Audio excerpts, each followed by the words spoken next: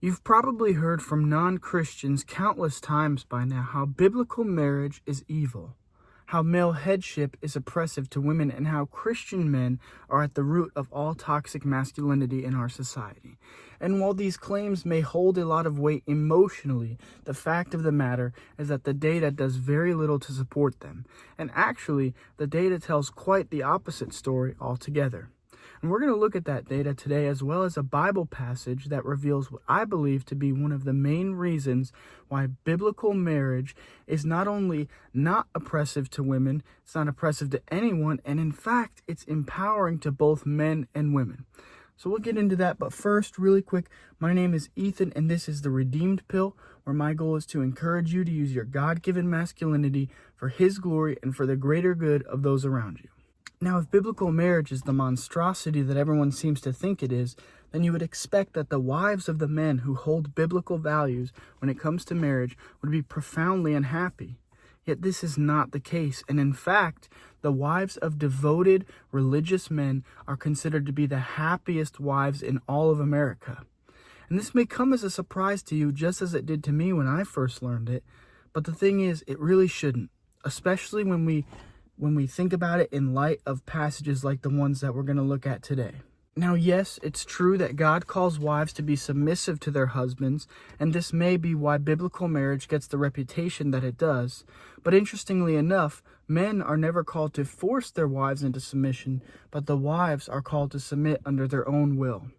But what many people who are interested in bashing biblical marriage never realize is that the Bible also radically raises the bar for men too, with passages like this in Proverbs 5. And it says, "Drink water from your own cistern and running water from your own well.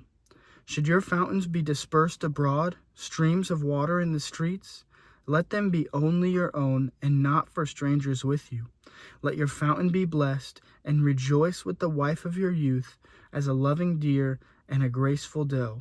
Let her breast satisfy you at all times, and always be enraptured with her love." You see, men are sexual creatures by design, and when left to their own devices, they do have the potential to abuse their wives or even be unfaithful to them with very little to no consequences, especially if their wives are heavily dependent upon them.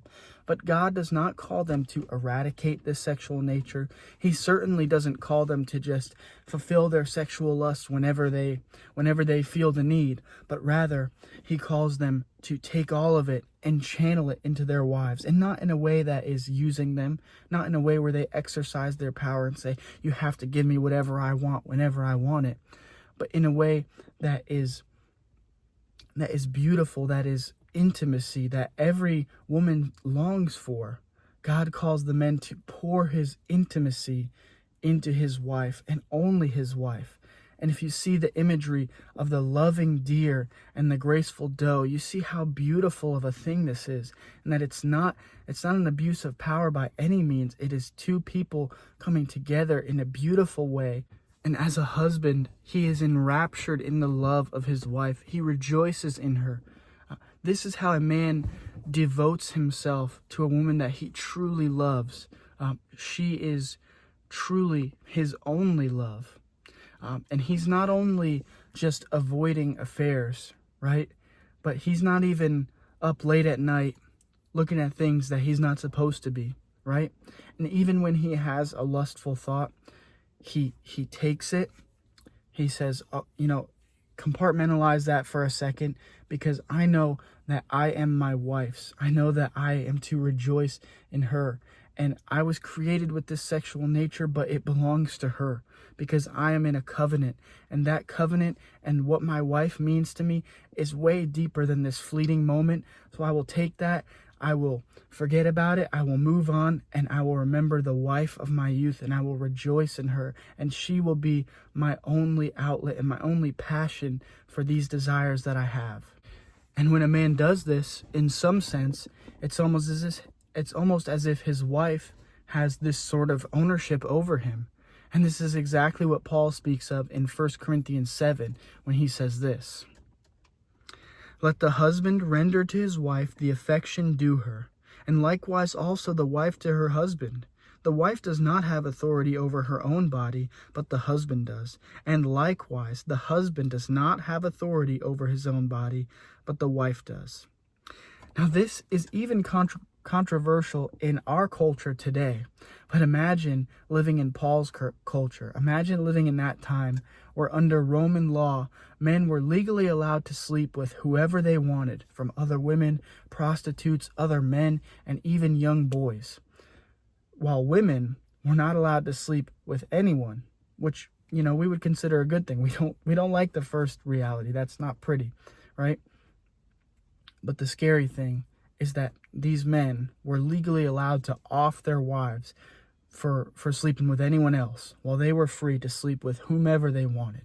The culture was totally rotten with what this is what happens when men don't control their lust, when men don't channel all of their sexual energy into the wife of their youth and rejoice with her and be satisfied in her breast. This is what happens, and this is the culture that Paul existed. So when I say that the Bible radically raises the standard, radically raises the bar for men, this is what I'm saying, because look at that culture. And Paul, in the midst of that culture, says the husband's body is not his own. He does not have authority over it, but it belongs to his wife. And likewise, his wife belongs to him. But in reality, they belong to each other. This is what marriage is all about. It's a selfless commitment, and they are freely giving of themselves to each other for pleasure, for intimacy, and to deepen and strengthen their relationship so that they can be more effective ultimately to serve God. So again, we shouldn't be surprised when we see that wives of husbands who hold biblical values in their marriage are the happiest wives in all of America. In fact, it should be exactly what we expect when we see that there are two people who are committed to doing marriage according to the code that their Creator left with them. The Creator who has their best interests in mind and who cares for them and gives them a beautiful covenant to not only get their needs met, right, but to fulfill desires for not only pleasure, not only needs, but intimacy and a beautiful relationship, a beautiful rejoicing together. So in short, if you want a better marriage, if you want to be a better husband, be more biblical. And if this video blessed you, would you just leave a like? And if you're looking forward to more content that is aimed towards encouraging you to use your God-given masculinity for His glory and for the greater good of those around you, then stay tuned for the next one and subscribe. And I'll see you. Deuces.